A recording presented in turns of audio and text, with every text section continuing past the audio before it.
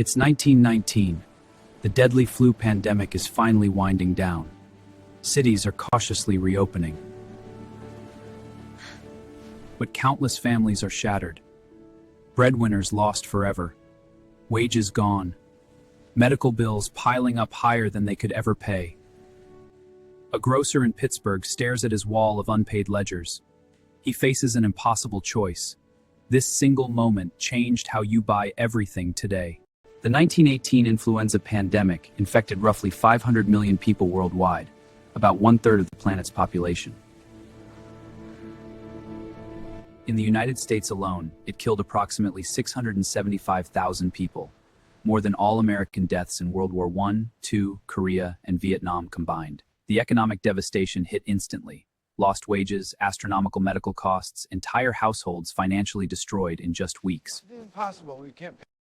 Local retailers like grocers and pharmacies had long used informal tab systems. Buy now, pay whenever you could.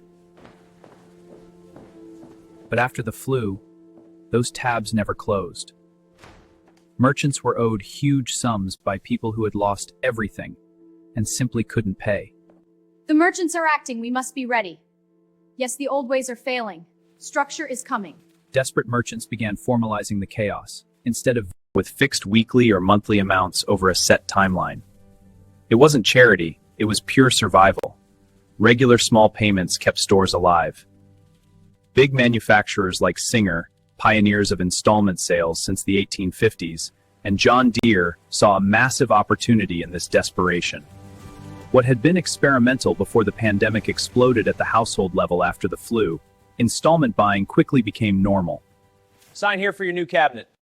By 1925, roughly 70–75% of all new automobiles, plus huge shares of furniture and household appliances, were sold on installment plans. But small merchants couldn't carry all this debt on their books. They needed immediate cash flow to survive.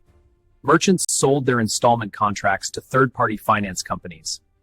These new financing companies bought the contracts, pooled the debts, priced the risk, and turned consumer promises into profitable financial products.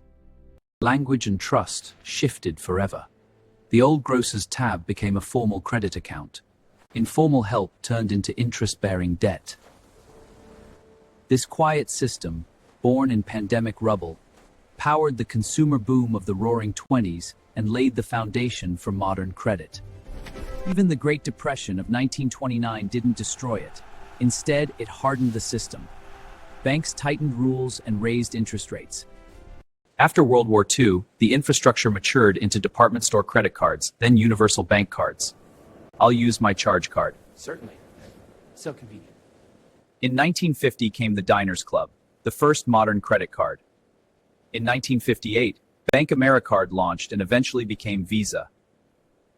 Today's high-interest revolving credit system that traps millions, its roots trace directly back to that desperate 1919 grocer who just needed to get paid. We blame consumer debt on Wall Street greed or tech companies, but it was born from real grief, economic necessity, and raw survival after tragedy.